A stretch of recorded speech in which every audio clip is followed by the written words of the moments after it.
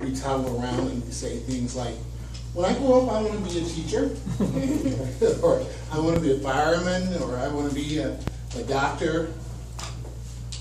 But where does that come from? I know for me personally, I said, oh, I want to be a lawyer. Really? And what was that based upon? Based upon absolutely nothing more than I pulled it out of the air. I may have seen Perry Mason on television or something like that, but it wasn't based on anything. Oftentimes, we get older and we said we wanted to be a veterinarian when we were 6 and 7, and we stick to that. But that's not where we'll make the best contribution. You know, especially you can't be a veterinarian if you're afraid of dogs. You can't be a lawyer if you're, fearful of audiences, and if you can't think on your feet. Can't be a doctor if you're afraid of blood. So, how do we make the decision as to what our profession will be? CIA? That's interesting. For me, the older I get, I think, oh boy, if I hadn't been born in 1950-something, maybe I'd be a detective. Or not an astronaut because I'm afraid of heights. but how do you decide what your profession will be? I talk with people all the time and they say, oh, you're at work, are you having a good day? No, I'm not. They're watching the clock. They've been watching the clock, every 15 minutes they're looking, is it time to go home yet? Is it time to go home yet? There was a group during the 1970s. They wrote a song, they sang a song, Living for the Weekend. So many of us, that's what we do, we live for the weekend. We hate our jobs. So how do you decide? What am I going to be? A real estate broker? IT person? How do we come up with that? I think through self-discovery, and that's a wonderful thing about education. It allows you to stretch yourself, to discover who you are, what you're good at.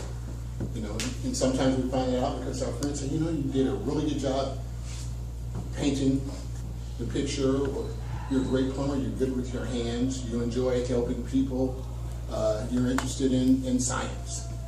But through education, we discover who we are, what we're passionate about, and we're hopefully choose a profession that at the end of the day we've made a meaningful contribution to society.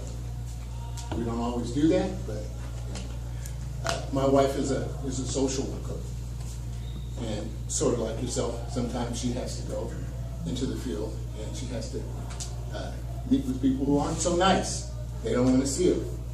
And the fact that they're smoking methamphetamines with underage children in the house, they seem to think it's no one's business. I have the right to do this. These are my children, and why are you getting involved in my life? I don't want any outside interference. But rabbit trail.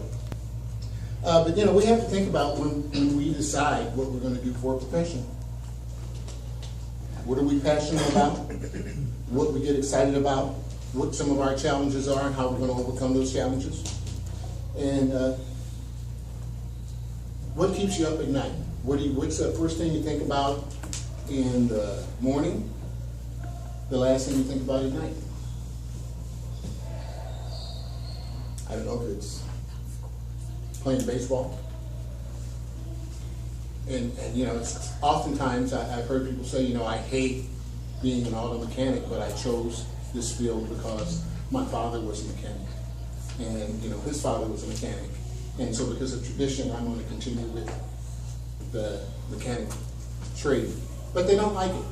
But they love their father. Sometimes they're fearful of their father, and but they want to make the parent happy, so they choose a profession that makes absolutely no sense because they don't like it. But nonetheless, they work in the field that they hate, the job that's making them sick. So what do? I think the most wonderful thing that you can do when it comes to your profession is to be true to yourself, to be true to what you believe in. Not what your parent wants you to do, what your mother wants you to do, but be true to yourself. And I think